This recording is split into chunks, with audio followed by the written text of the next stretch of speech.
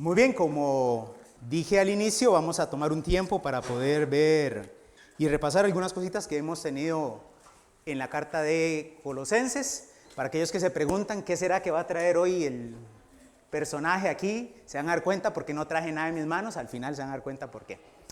Justamente en Colosenses vamos a tener la oportunidad de poder hacer un pequeño repaso. Ya con el pastor estuvimos la semana pasada escuchando, ¿verdad?, con respecto a la carta de Colosenses. ¿Me puedes ayudar con la presentación? Y vamos a recordar justamente que la carta de los Colosenses, vamos a ver algunos datos, ¿verdad?, fue escrita, o se considera fue escrita alrededor del año 62, y hay diferentes personajes, ¿verdad?, que salen a la palestra para poder enviar estas cartas, ¿verdad? Y entonces encontramos justamente que la de Efesios fue enviada o llevada, la carta por Tíquico, la de Filipenses por Epafrodito, Colosenses por Epafras, y la última carta que ustedes logran ver acá, que es la de Filemón por Onésimo. Y hay una conexión muy interesante en cada una de estas cartas, ¿verdad? Porque uno de los escritores, hablando justamente acerca de las cartas y las epístolas de Pablo, decía que ellas abarcan lo que es la anatomía de lo que es la iglesia, y yo creo que eso nos compete en esta mañana a cada uno de nosotros poder identificar tal vez algunas de las áreas en cada uno de nosotros como cuerpo de Cristo. Y vamos a ver justamente que la carta de los Efesios va centrando justamente a la iglesia, o va tomando el tema acerca de la iglesia como el cuerpo de Cristo. Vemos la carta de los Colosenses que destaca a Cristo como la cabeza de la iglesia, y también tenemos la de Filipenses que habla acerca de esa iglesia que tiene que ser luz en medio de este mundo que nos toca vivir. Y la última carta, la de Filemón, ¿verdad?, es una carta de una acción práctica en la vida cristiana, en tu diario vivir. Y entonces esto forma lo que se considera la anatomía de la iglesia. Cositas ahí tal vez para tener en cuenta antes de poder empezar a tocar el versículo o los versículos en esta mañana. La localización o el contexto, ¿verdad?, geográfico en el cual ellos se encontraban, ¿verdad? El pastor la semana pasada pudo estar hablando acerca de dónde se encontraba, ¿verdad?, en medio de dos ciudades grandes, que era la Odisea y Hierápolis, ¿verdad? Y una característica de todas las ciudades de ese tiempo, ¿verdad?, es que abundaba lo que era el paganismo y la inmoralidad. Y tal vez un dato interesante que tal vez no lo logramos traer a colación, ¿verdad?, es que para el año 60 en la ciudad de Colosas había sufrido una serie de terremotos. Y entonces encontrarse una ciudad medio destruida y también queriendo reconstruirse a esa ciudad es precisamente a la que llega la carta. Y vemos justamente allá a Colosas que de una forma indirecta el evangelio llega a través de Pablo. Se considera que él no fue el que predicó directamente para la fundación, sino que fue Epafras el que predicó y fue el fundador y líder de esa iglesia. ¿Qué desafíos se encontraban? ¿Cuál era la confrontación que estaba sufriendo la iglesia en su inicio? Bueno, justamente con el pastor estuvimos recordando, y se hizo la mención acerca de que ellos sufrían de filosofías, ¿verdad?, y una mezcla entre el cristianismo, ¿verdad?, el judaísmo y el gnosticismo, que era una filosofía que enfocaba dentro de los dogmas que tocaba, ¿verdad?, eran las formas y las filosofías hablando acerca de la deidad de Cristo, y desacreditaba la deidad de Cristo aquí en medio de la tierra. Y entonces una de las características que podemos ver justamente en los gnósticos, decía un escritor, ellos eran exclusivistas, ¿verdad?, y especulativos. Y entonces él decía, ellos eran aquellos que poseían la sabiduría, y entonces él lo decía de esta manera, es como que ellos eran los dueños de la lámpara y ellos decidían quién podía frotarla para poder decir quiénes eran los sabios en ese lugar. Y entonces a ellos les escribe Pablo y les dicen, tengan cuidado, sean cautelosos, y les advierte, ¿verdad?, acerca de esa sabiduría de los cuales los gnósticos estaban hablando, y les dice y les da una respuesta y les menciona que la perfección y la verdadera sabiduría se encuentran en Cristo, no en las filosofías y no en los cultos humanos. Y entonces, ¿qué eran los riesgos que ellos estaban viviendo? Estaban viviendo el riesgo del ritualismo, pero también acerca del liberalismo, donde las cosas podían ser simplemente poniéndole énfasis a las formas y a los rituales, o viviendo una vida desenfrenada. Y entonces a este lugar justamente vemos que llega el evangelio. Y yo creo que cada uno de nosotros en esta mañana está tal vez aún en esa lucha pensando cuál es mi parte en la anatomía de la iglesia. ¿Cómo podré yo estar en ese cuerpo, verdad? En la vida práctica que a mí me toca vivir. ¿Dónde se encontrará dónde me encontraré yo en esa anatomía? ¿Será que yo le he dado lugar a Cristo, verdad, como cabeza de mi vida, verdad? No solamente en la iglesia, pensando como tal, sino también en mi relación con mi pareja, con mis hijos. ¿O será que yo he logrado aprender a poder vivir en medio de la sociedad que a mí me toca vivir? Yo creo que cada uno de nosotros está en una lucha, donde al igual justamente que los hermanos de Colosas, están enfrentando justamente filosofías, formas de pensar. Yo creo que cada uno de nosotros creció con diferentes maneras o pensamientos que fueron, ¿verdad?, implantados de niños, ¿verdad?, de cómo voy a hacer frente a la vida que me toca vivir.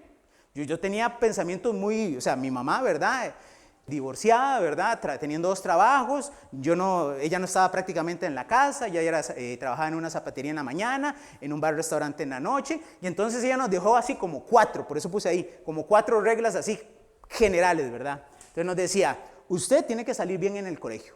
Entonces, eso era una de las reglas. La segunda es, para que entienda bien, porque soy medio traumado con la limpieza, manténgame la casa limpia. Entonces era lo que me decía, manténgame la casa limpia. Otra, no se ande juntando con malas compañías. Y la última, ¿verdad?, que nos decía, en este caso, mi mamá, es, usted me tiene que decir siempre dónde está. De ahí. Entonces, ve, ahí tiene el trauma, porque es que a mi esposa siempre le pregunto, ¿dónde está Huice? Ella no. Además, yo me recuerdo cuando fui a pedirle matrimonio a la mano a don Fernando, me reuní con él y digo, bueno, voy a pedirle la mano. Y dice, de ahí ella es adulta. Y usted es adulto. Ustedes sabrán. Y yo queriendo quedar bien. Yo creo que todos de alguna manera, ¿verdad?, tenemos filosofías o pensamientos con los cuales hemos crecido. Y nuestros padres han tratado de hacer lo mejor en medio de la sociedad que les ha tocado vivir. Muchos de ellos no eran cristianos. En el caso de mi mamá no era cristiana.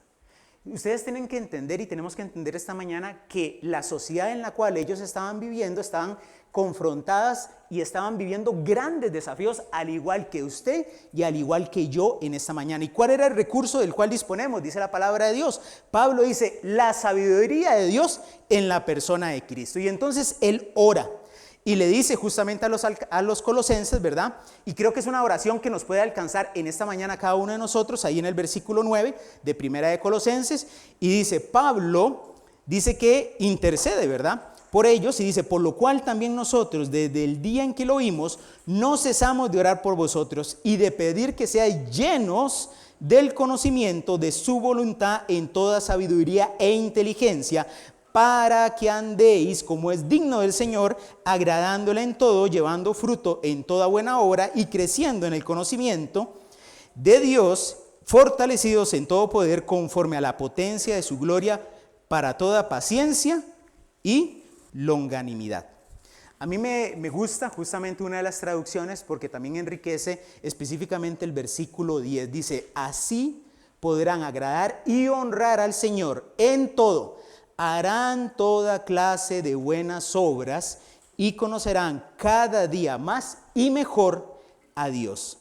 Si tenés la oportunidad de poder leer Colosenses desde el principio hasta el fin, la sabiduría y el conocimiento, habla Pablo acerca de que es el propósito que nos da el acceso a poder andar de una manera digna como creyentes. Y entonces ahí sí, el resultado es toda clase de buen fruto. No estando dentro de la iglesia, sino ahí en el lugar donde a usted le toca estar. Donde esté su Colosas, ahí el Señor le puede utilizar, siendo cuidador, siendo profesional, atendiendo, cuidando niños, toda clase de buen fruto, no dentro de la iglesia ni dentro de la estructura eclesiástica. Y entonces, ¿cómo llego yo a ese conocimiento y sabiduría? Bueno, es precisamente a través de la persona de Cristo. Y es que vamos a ver en esta mañana 3 marcas que identifican o identificación de Cristo. En esta primera parte vamos a ver una y en la segunda parte vamos a ver 2. Y tenemos la lectura justamente ahí en el versículo 15 y dice al inicio, Él es la imagen del Dios invisible. Y justamente estos versículos va expresando Pablo acerca de que la deidad, ¿verdad?, la persona de Cristo, y va describiendo la persona de Cristo, Y dice que ese pequeño niño que había nacido ahí no era simplemente un niño, era Dios. Ese niño que estaba ahí era Dios. Y ahí eso refuta justamente la idea de los gnósticos acerca de desprestigiar la deidad de Cristo. Ahora, esto nos tiene que llamar la atención porque justamente la palabra imagen, que ahí la ven, ¿verdad? No la pronuncio porque mi griego anda medio oxidado. Dice que Jesús es la imagen justamente del Dios Padre. Y eso es importantísimo. El escritor C.S. Lewis decía que la encarnación de Dios es el evento más grande y asombroso de la historia del universo. Juan lo escribe ahí. Si tiene la oportunidad de acompañarme, ahí en Juan capítulo 1, empieza y nos dice justamente acerca de Cristo, que Él en el principio, versículo 1, era el verbo y el verbo era con Dios. ¿Y el verbo qué era? Dios. Dios estaba en medio de nosotros. Y ese Dios, Pablo lo introduce pensando justamente, hablando de la justicia de Dios, allí en Romanos, y yo creo que me puedes acompañar en el capítulo 1, y habla justamente que ese Dios invisible, ¿verdad?, se hizo visible en medio de nosotros. Y habla y toca el tema de la justicia, y ahí en el versículo 16 dice, a ese Dios que se hizo en medio de nosotros visible, yo no me avergüenzo de ese evangelio, porque es poder de Dios para salvación para todo aquel que en él cree, el judío primeramente y también el griego, porque en el evangelio la justicia de Dios se revela por fe y para fe, como está escrito, mas el justo por la fe vivirá. Esto revela el corazón justamente de Pablo, y él está diciendo, yo no me avergüenzo justamente en medio de una ciudad sofisticada como lo era Roma en ese tiempo, de poder hablar de quién, de un hombre que había nacido en un pueblo pequeño y que había sido crucificado, un carpintero. De él no me avergüenzo, ¿por qué? Porque es poder de Dios para salvación. Yo te quiero decir algo, que los romanos en ese tiempo buscaban también la salvación. El hombre en general, y dependiendo de la cultura en la cual se encuentra, ha buscado maneras de poder salvar el alma. Y es precisamente donde nosotros encontramos que en Roma ellos buscaban de alguna manera también salvarse. Un filósofo hablaba acerca del poder, porque tenemos que entender que Roma era la potencia de ese momento, ¿verdad? Y dice, un filósofo de ese tiempo decía que el poder es algo de lo cual los romanos se jactaban. Grecia se podía jactar de la filosofía, pero los romanos nos jactábamos del poder. Y ellos tenían un concepto muy clavado en sus mentes justamente acerca del poder. Ahora, en el mundo romano, justamente podemos encontrar que habían filósofos que hablaban acerca del poder y también de la salvación. Hay 2 o 3 menciones que se hablan acerca de ese tiempo de filósofos, y mira qué interesante los filósofos al hablar acerca de la filosofía que ellos expresaban. Decía uno, ¿verdad?, que el cuarto de conferencias donde él se reunía con la gente lo llamaba el hospital del alma enferma, así lo llamaba. Otro lo llamó el lugar de la enseñanza que él daba, la medicina de la salvación.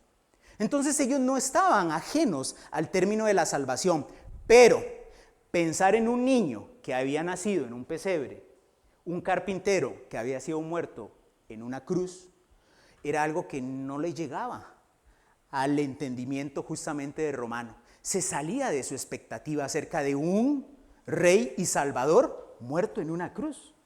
Pero justamente la salvación vino a través de Dios encarnado, hecho visible para cada uno de nosotros. Ahora, para nosotros obviamente es fácil poder pensar porque hemos tomado esa decisión, pero tal vez vos tenés que entender, y tenemos que entender en esta mañana, que claro, aquellas personas que lograron tener alguna relación cercana con los creyentes de ese tiempo, comenzaron a ver características en esas personas que los hacían pensar en alguien, en la persona de Cristo. Por eso ahí en Hechos capítulo 11 dice la palabra de Dios que fue el primer lugar donde a ellos, ¿cómo se les hizo conocer? ¿Cómo? Cristianos se les llamó por primera vez. Ahí en Hechos capítulo 11 versículo 26.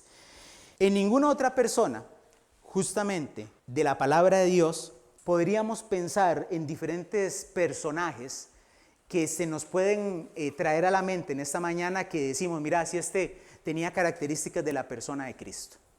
Pero es fácil porque tuvieron una relación directamente con Él, como lo fueron los apóstoles, o con personas que tuvieron relación o un encuentro personal con el Señor Jesucristo.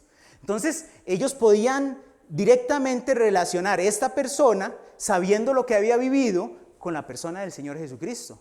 Pero ¿qué con aquella persona que no tuvo la oportunidad de conocerlo personalmente? ¿Qué con esa persona?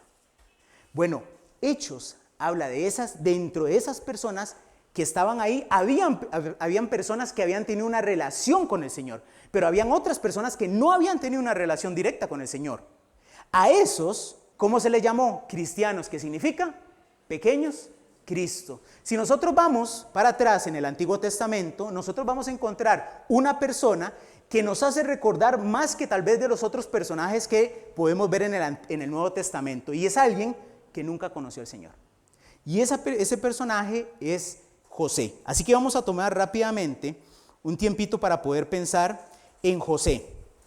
Es como que cuando tienen la oportunidad de ver la vida de José, es como el anticipo de lo que el Señor Jesucristo vivió aquí en la tierra.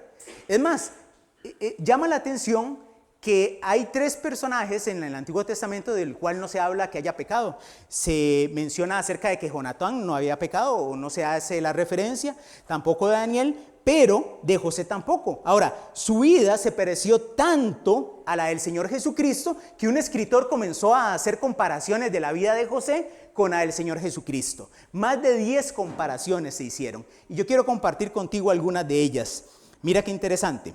Dice, al igual que José, Jesús fue amado por su Padre. Dice la palabra de Dios ahí en Génesis capítulo 37, Él amaba a Israel, a José más que a todos sus hijos. En Mateo capítulo 3, versículo 17, que dice, este es mi Hijo amado en quien tengo complacencia. José fue un pastor, Jesús fue el buen pastor. José fue enviado por su padre, Jesús fue enviado por su padre, Juan 3:16. José fue rechazado por sus hermanos, Jesús también fue rechazado por sus hermanos. Fue vendido por piezas de plata. ¿Qué pasó con el Señor Jesucristo? También fue vendido con piezas de plata. Y ambos fueron rechazados, pero también ambos fueron exaltados. También, ¿verdad?, se hace la referencia acerca de que José, ¿verdad?, se reveló a sus hermanos por segunda vez ya cuando ellos habían regresado. La palabra de Dios enseña que Cristo va a ser revelado a Israel en su segunda venida.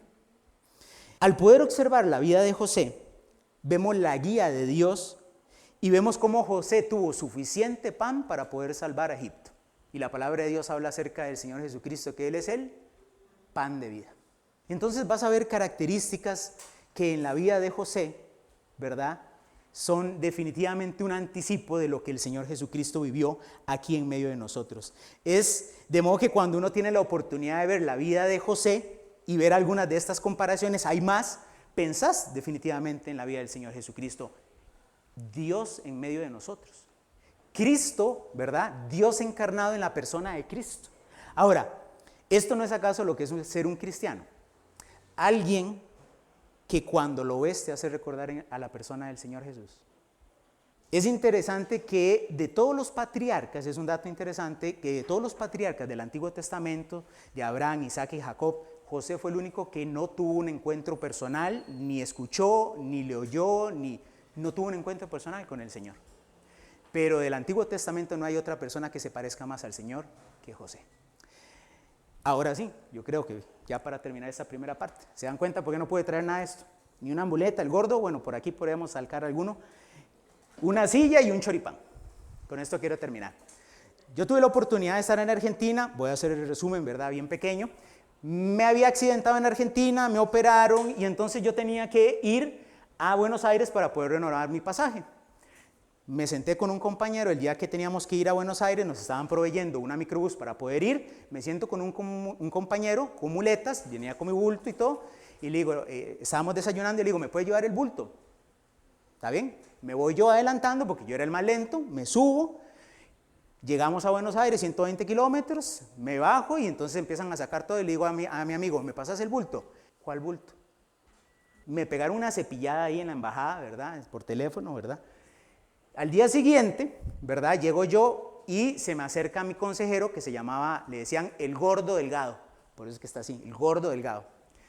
Era de apellido Delgado y era gordo. Y entonces me dice, mira, que escuché que pasó algo, ya se había regado la bola por todo lado. Entonces, mira, voy a ver, porque yo creo que hay una posibilidad de que yo mañana vaya a Buenos Aires. Y entonces digo, bueno, perfecto. Entonces me llama en la tarde y me dice, yo estaba en el centro médico. Y entonces me dice, mañana a las 5 de la mañana te veo en el parqueo. Yo te voy a llevar a Buenos Aires porque tengo que hacer unas vueltas.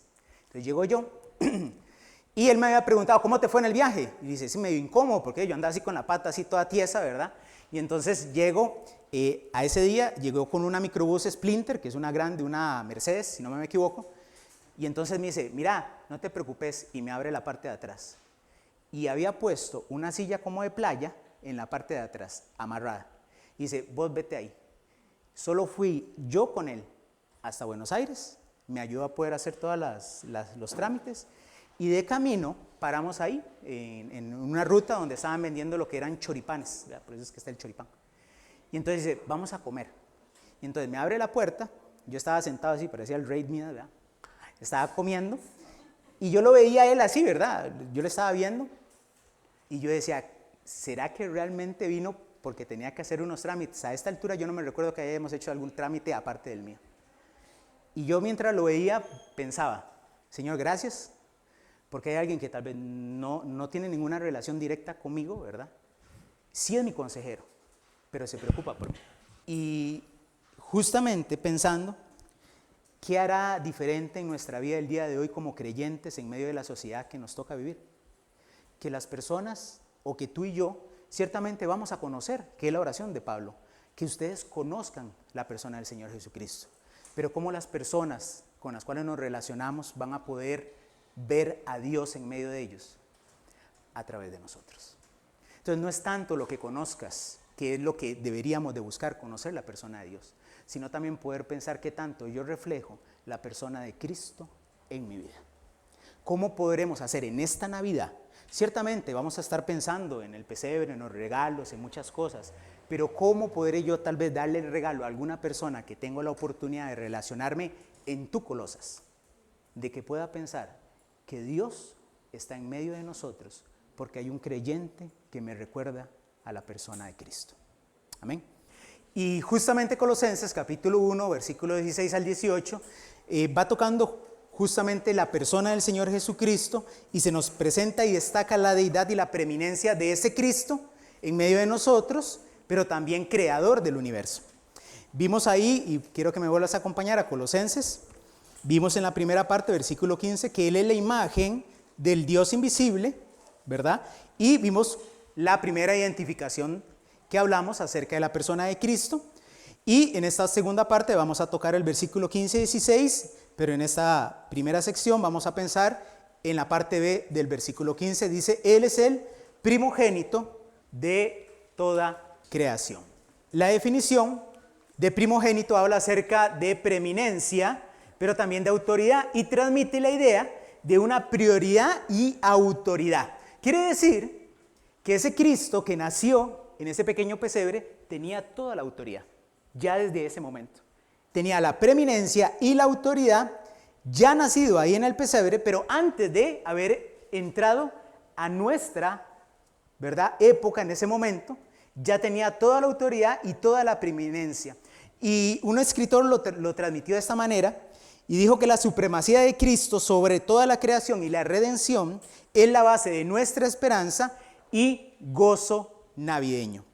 Hay varias partes en la palabra de Dios, vamos a encontrar, y quiero que me puedas acompañar a algunos pasajes donde habla justamente acerca de la persona de Cristo como el primogénito. Quiero que me acompañes ahí a Colosenses, que ya lo tienes ahí, versículo 18, donde dice justamente, Él es el primogénito de entre los muertos. Romanos, ahora sí, Romanos capítulo 8, versículo 29, dice, porque a los que antes conoció, también predestinó para que fuesen hechos conforme a la imagen de su Hijo, para que Él sea el primogénito de entre muchos hermanos. Hebreos, versículo 1, 6, dice, y otra vez, cuando introduce al primogénito en el mundo, dice, adórenle todos los ángeles de Dios. Y Apocalipsis menciona que Jesucristo es el testigo fiel, el primogénito de entre los muertos, el soberano de los reyes de la tierra, al que nos amó y nos lavó de nuestros pecados con su sangre. Los rabinos hacían mención y utilizaban el título de primogénito al poder mencionar acerca del Mesías que iba a venir. Por eso lo encontramos ahí en Éxodo capítulo 4, versículo 22, donde dice: Dios dijo, así como hice de Jacob un primogénito. Ellos manejaban ese concepto de primogénito, y aún en Salmo, justamente 89, en el versículo 26 y 27, va hablando acerca de, es un salmo mesiánico, va hablando acerca del Señor Jesucristo. Dice: yo también lo pondré por primogénito y lo enalteceré sobre los reyes de la tierra. Y me gusta justamente este término de primogénito, expresando la idea de la prioridad. Porque yo creo que en esta Navidad todos tenemos diferentes prioridades. La pregunta es si en esta Navidad Cristo va a ser prioridad en mi vida durante estas fiestas. C.S. Lewis, el escritor cristiano, lo transmitió de esta manera y me llamó mucho la atención porque dijo: pon primero lo primero y obtendrás lo secundario. Pon lo secundario en el primer lugar y perderás ambas cosas. Y yo creo que justamente en esta Navidad deberíamos de considerar y pensar si Cristo es nuestra prioridad. Versículo 16 no solamente va transmitiendo acerca de que Cristo es el primogénito, sino también nos lo presenta a ese Dios creador. Y ahí en el versículo 16 dice: porque en Él fueron creadas todas las cosas, las que están en los cielos y las que hay en la tierra, visibles e invisibles, sean tronos, sean principados, sean potestades, todo fue creado por medio de Él y para Él. Y no solamente va marcando en este segundo punto la identificación acerca de Cristo como primogénito, sino la preeminencia de Cristo en medio de la creación. Y eso es importantísimo porque no solamente vamos a poder ver a ese Cristo, ¿verdad?, que se humanó en medio de nosotros, sino también que Él, al igual que el Padre, fue el que estaba al inicio de la creación. Y Juan, el Evangelio de Juan, capítulo 5, vamos a encontrar una referencia acerca de Él y dice: no puedo yo hacer nada por mí mismo, según oigo y así juzgo, y mi juicio es justo, porque no busco mi voluntad, sino la voluntad del que me envió, la del Padre. Y el capítulo 8, versículo 28 dice: Jesús asimismo añadió: cuando ustedes levanten en alto al Hijo del Hombre, entonces reconocerán que yo soy, y que no hago nada por mi propia cuenta. Lo que aprendí del Padre, eso enseño. A la misma altura del Padre. Simplemente el Padre le había enviado para poder ser introducido aquí en el mundo, pero desde antes nosotros vemos en el desarrollo de los evangelios que Él era también Dios en medio de nosotros. Ese Dios invisible, ese primogénito, era aquel que participó en la creación desde el inicio. Ahora, en ninguna parte de las Escrituras podemos encontrar justamente, o se enseña que Cristo tuvo un inicio en Belén. Precisamente en la profecía de Miqueas, capítulo 5, versículo 2, se habla acerca de que el Señor Jesucristo iba a nacer ahí en Belén. Pero no se habla acerca de sus orígenes como el inicio. Su origen fue desde el principio y se remonta a los días de la eternidad. No tuvo un principio cuando nació ahí en Belén.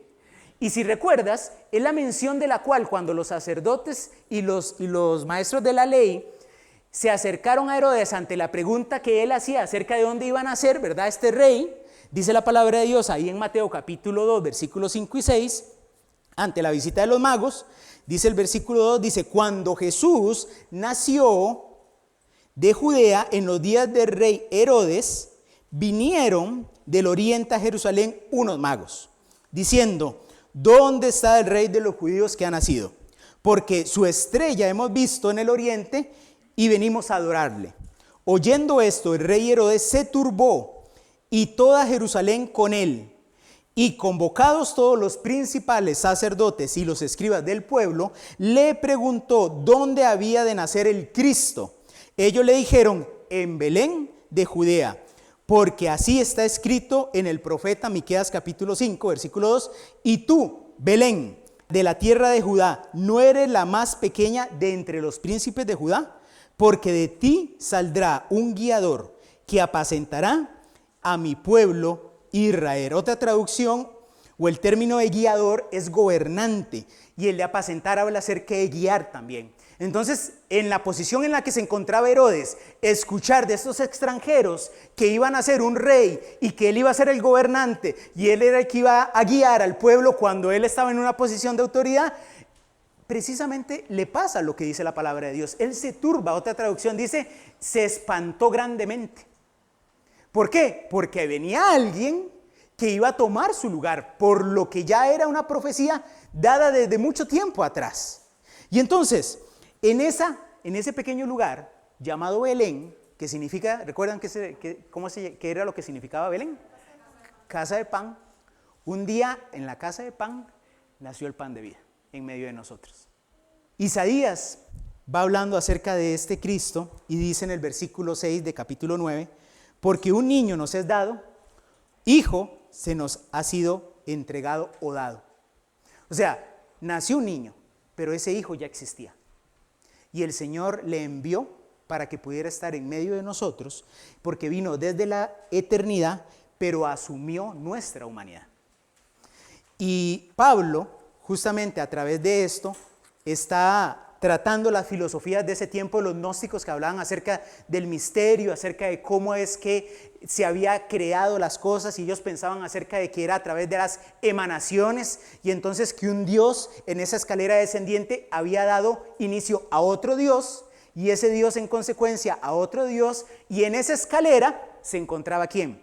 La persona de Cristo. Y entonces ellos atacaban la deidad de Cristo a través de sus filosofías y de sus formas. Mas Pablo dice, ese pequeño niño que nació ahí en Belén, ese pequeño niño siempre ha estado, porque es Dios con nosotros. El gnosticismo justamente va enseñando esto, y Pablo a través de estos versículos va refutando esa enseñanza. Y en esta tercera marca que vamos a tomar el tiempo para poder ver, quiero que me puedas acompañar a Juan. Y mira qué interesante, ahí dice el versículo que leímos, porque en él fueron creadas todas las cosas. Ahora mira cómo Juan lo expresa ahí en los primeros versículos, en el Evangelio de Juan. Dice, en el principio era el verbo, y el verbo estaba con Dios, y el verbo era Dios. Este estaba en el principio con Dios, todas las cosas por él fueron hechas. Y sin él, nada de lo que ha sido hecho fue hecho. Y el versículo 16 de Colosenses lo transmite de esta manera. Porque en él fueron creadas, ¿cuántas cosas? Todas las cosas. Las que vemos y las que no vemos. Y un filósofo de ese tiempo y estudioso, hablando justamente acerca de este texto, decía que la idea va transmitiendo de siguen creadas y permanecen creadas. Y fue bonito al poder leerlo, cómo ese concepto acerca de la persona de Cristo lo puso en el lugar correcto. Y lo expresó a través de esta frase: la permanencia del universo descansa entonces en Cristo, aún más que la gravedad, es un universo cristocéntrico. Porque fueron, se mantienen y están creadas por la persona del Señor Jesucristo. Yo que soy medio científico, ¿verdad? Me di a la tarea de poder buscar ahí algunos datos, ¿verdad? Y como no me podía traer ni a Saturno, entonces me puse por lo menos ahí la idea de Saturno. Entonces estaba viendo acerca de algunas de las cosas, ¿verdad? Y me gustó precisamente porque en el canto hablamos acerca de, él habitó en las galaxias, pero también conmigo, ¿verdad? Y estaba viendo acerca de los anillos de Saturno, que miden 273,000 kilómetros, ¿verdad? Pero solamente tienen 10 metros de anchura, ¿verdad? Entonces, es interesante. Pensaba que no me funcionó ayer que maté una cucaracha para poder hablar de eso, no encontré el cadáver, pero estaba viendo que en 1 metro cuadrado de un área rural hay más insectos que en toda la Tierra seres humanos. Y ya encontré la solución para el aire acondicionado. Ahora sí, ya, ahí justamente con el panel. Resulta que en el panal, cuando empieza a subir el calor en el exterior y empieza a derretirse dentro del panal, entonces dice que las abejas obreras empiezan a agitar sus alas dentro del panal para poder sacar el aire caliente, y las abejas del exterior empiezan a agitarlo, entonces se produce una corriente, ¿verdad?, continua, que evita justamente que la miel se empiece a derretir. Entonces, a partir de la próxima semana, ustedes me traen abanicos y ustedes también. Ustedes tiran el aire para adentro y ustedes tiran el aire para afuera. Y ya solucionamos el problema del aire acondicionado. Pero la sabiduría de Dios, Dios creando lo que vemos, ¿verdad?, que vemos en la grandeza del universo, pero también en los detalles tan pequeños como en la creación de las abejas. Y Dios creó lo que vemos y lo que muchas veces no somos conscientes que no vemos. C.S. Lewis quiso expresar la grandeza de Cristo, creador, y dijo: la encarnación de Dios es el evento más grande y más asombroso en la historia del universo. Y yo creo que es así. Y qué increíble poder pensar que ese Dios que habitó en el universo, habitó también en medio de nosotros. Ese Cristo que habitó en el universo se hizo Emmanuel. ¿Qué significa Emmanuel? Dios con nosotros. Y ahí es precisamente donde la palabra de Dios en el Nuevo Testamento habla ahí en Juan capítulo 1 versículo 14 acerca de Cristo habitando. El verbo de Dios se hizo carne y habitó, y es precisamente el término de tabernacular. ¿Y qué es la idea? Es vivir en una tienda, es el significado. Si nosotros recordamos, ¿verdad?, en el Antiguo Testamento, el tabernáculo era ese lugar donde el pueblo de Dios se entraba a lo que era el movimiento después de que fueron liberados de Egipto, pero ese lugar móvil que se transportaba, que era el centro en el cual justamente se adoraba, y ellos se llegaban a poder tener un encuentro con su Dios. Y mira qué interesante, Éxodo capítulo 25 hasta el 40, 15 versículos se necesita para poder dar las instrucciones del lugar, de ese tabernáculo en el cual el pueblo de Dios iba a encontrarse con su Dios. Y se toman 15 capítulos para poder describir, y cada una de las cosas que puedes encontrar en el tabernáculo va apuntando y va haciendo sombra acerca de la persona de Cristo. Un día Dios nació, si lo podemos decir de esa manera, y se hizo tienda en medio de nosotros a través del cuerpo de un pequeño niño ahí en Belén. Un día Jesucristo oró y les enseñó a sus discípulos a poder orar. Un día el Señor Jesucristo habló y les mostró acerca del sacrificio perfecto que iba a dar en favor de cada uno de nosotros, y habló acerca del Redentor, su persona. Un día Dios se hizo cercano, nos guió, nos apacienta, nos cuida y nos protege. En esta Navidad, ¿qué podemos pensar? Pensemos en ese Redentor. Pensemos acerca de un momento en el cual en nuestra vida el Señor se hizo cercano a través tal vez de una persona, un familiar, un conocido, pero se llegó y se puso al lado de nosotros. Ese creador del universo un día estuvo en medio de nosotros. Nació, sí, pero caminó con los mismos pies con los que usted camina. Sintió cansancio al igual que usted siente cansancio. Él se humanó, Él se revistió, si lo podemos decir de esa manera, de nuestra humanidad, de nuestras debilidades. Y Él nos entiende. Y en esta Navidad, aunque tomamos mucho tiempo para poder pensar, y no digo que está mal, en regalos y en muchas cosas que pasan, ¿verdad? ¿Por qué no tomamos un tiempo para poder pensar en la obra de Cristo por cada uno de nosotros en la cruz del Calvario? Pensar en aquella persona que nos llamó, que nos invitó. Al igual, recuerdas, como en Colosas, a través de Pablo, de una manera indirecta, alcanzó a los colosenses, pero directamente, ¿quién fue? Epafras, el que llegó y les predicó y fue el fundador y líder de la iglesia. Mira, tal vez muchas veces sí recordamos a la persona que nos llevó o que nos predicó, pero tal vez no recordamos, o tal vez no tenemos conciencia, y el cielo no lo va a revelar, que esa persona Dios la envió por las oraciones de una persona, de un esposo, de un hijo, de alguien que se preocupaba por nosotros. Pues recordamos a la persona, pero no recordamos, y el cielo revelará que tal vez detrás de esa persona habían las oraciones de muchas personas por nosotros. Pensando justamente en este Dios invisible que creó todas las cosas, ¿verdad? Y que siguen existiendo, ¿verdad? Y permanecen. Yo pensaba justamente en la provisión de Dios. Y ahora me tocó justamente con Marisol, tuvimos que ir a hacer todos los papeles para lo que era la escuela de Daniel e Isabela, ¿verdad? Entonces fuimos ahí, que le ponen a uno a firmar por todo lado. Si yo hubiera sabido, me llevo mi lapicero Lacrosse, creo Lacrosse, ¿verdad? Que me habían regalado hace años y que nunca me sirvió, ¿verdad? Terrible. Porque me pusieron a firmar y que firme aquí, que firme allá, ¿verdad? Hasta María estaba de firmar. Y yo me pensaba justamente en la provisión de Dios, ¿verdad? Acerca de cómo Dios nos ha guiado a este lugar en ese momento, ¿verdad? Y uno lo duda. Entonces uno dice, sí, el Señor de ahí le va a proveer, pero hay que firmar, ¿verdad? La letra de cambio, y solo le falta que le hagan un sello lacrado con sangre a uno ahí, para poder poner ahí que uno va a pagar. Entonces estaba ahí firme que firme, pero me recordé justamente, ahora que estaba hablando con Gabriel, acerca de la clase de los jóvenes, que está muy bonita, gracias a todos aquellos que han ayudado, que hace años atrás yo estaba ahí y pasó algo que me marcó mucho.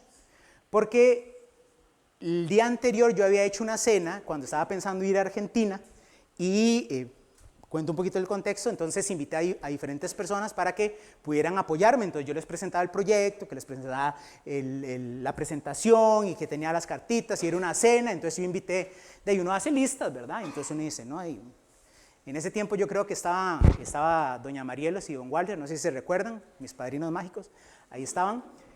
Y entonces uno hace listas y uno dice, bueno, vamos a invitar a este. Entonces digo, no, es casi como que hoy dijera, voy a invitar a alguien de Plata, entonces voy a invitar a Alonso. Pues agarro y le escribo, Alonso, venga. Entonces uno invita. Pero resulta que invité y había entregado unos papelitos para que la gente dijera, bueno, doy una única ofrenda, doy mensual o lo que sea, ¿verdad? Entonces, no sé por qué nadie firmó, nadie me dio ningún papel. Entonces al día siguiente yo estaba, pero bueno, llegué ahí a la oficina, estaba trabajando y me toca una persona ahí el portón y era un norteamericano. Y llega a mí y dice, Raymond, me enteré que ayer vos hiciste una cena, ellos eran miembros aquí de la iglesia, que hiciste una cena y me enteré a través de un hermano y ya me cuenta. Y dice, nosotros quisiéramos darte una ofrenda. Y yo, ¿cómo no se me fue a olvidar el norteamericano? Dije yo, o sea, ¿en la cabeza de quién, verdad? Pero bueno, la cosa es que me dice, mire, te quiero dar, ¿verdad? En ese momento, me dice, te quiero dar una ofrenda. Entonces me agarró y me dio un sobre. Se traje el sobre. Me dio un sobre. Y entonces yo le agradecí, no, hermanos, disculpe, que sí lo tenía, pero se me olvidó y todo. Bueno, y ya nos abrazamos y todo. Yo agarré, me metí el sobre ahí, ¿verdad? Y me quedé trabajando. Me dio el mediodía y voy a ir a comer. Y entonces salgo por acá, camino hasta la esquina, allá. Hace un tiempo ahí, no sé si se recuerdan que había una chicharronera. Hace un tiempo ahí en la esquina ahí sobre la principal. Iba a cruzar y cuando iba a cruzar dije, no tengo comida en la casa. Yo vivía en la oficina de Palabra de Vida y literalmente no tenía comida. Y yo dije, ¿y qué voy a comer? Y en ese momento yo agarro, ¿verdad? Y digo, voy a sacar el sobre. Entonces agarré así el sobre, ya estaba cerrado. Lo abro y saco un cheque. Me dio un cheque. En ese tiempo me dio un cheque. A nombre mío, Raymond Castro Carballo, $1,200, 2002, creo que 2003 más o menos era. Y yo estaba así, oliendo los chicharrones. Y decía, tengo $1,200. Digo, ¿dónde está el banco? Y no, pero yo tengo $1,200 y no tengo que comer. Así, literalmente no tenía que comer. Y entonces me regreso aquí, me senté ahí. Y Dios me trajo a la memoria don Víctor, que es un hermano en Cristo que arregla automóviles, o sea, Dios me dijo, me trajo a la memoria que me dijo, si usted un día necesita algo, llámeme. Y estaba luchando ahí yo, lo llamo, no lo llamo, ya lo llamo, y digo, Víctor, ¿usted no le sobra algo de comidilla por ahí? Y dice, claro, Raymond, véngase para acá. Entonces me fui para la casa, comí, y antes de que me fuera, me dice, Raymond, quiero darle esto. Yo puse en mi corazón de darle algunas cositas, y me dio 2 bolsas de comida. Entonces yo me recuerdo salir por detrás, por el polideportivo, con 2 bolsas de comida. Iba pensando justamente de que yo no le dije nada, simplemente le dije que si me podía dar de comer. O me vio con la cara, o me vio muy delgado o algo, y dijo, dele algo porque se va a llegar a la esquina, se va a desmayar. Y me dio 2 bolsas de comida y me fui. Iba pensando justamente en el cuidado de Dios y su provisión. Y ahora que me pasó justamente esto, que uno dice, por fe, uno firma y dice, Dios proveerá. Seguramente en enero va a estar contando las monedas porque... Pero uno en ese momento piensa justamente que el mismo Señor que cuidó, guió y protegió en el pasado y que sustentó, es el mismo Dios que sustenta, cuida el universo, pero también cuida de ti y cuida de mí. Un día el Dios invisible se hizo visible, nació en el pesebre. En Belén, el pan de vida nació en la casa de pan. Habitó en medio de nosotros como Emmanuel, Dios con nosotros, el primogénito de la creación, el guiador y tu sustentador. En esta Navidad pensemos ciertamente en nuestro Redentor, pero pensemos en la iglesia, el cuerpo de Cristo. Y tal vez como pregunta navideña reflexiva, ¿cómo podremos hacer real ese Dios invisible en esta Navidad para mi vecino, para mi compañero de trabajo, para mi alumno, para mi paciente, para mi familiar? En esta Navidad, ¿será que esas personas que me rodean podrán poder ver que también hoy Dios camina en medio de nosotros?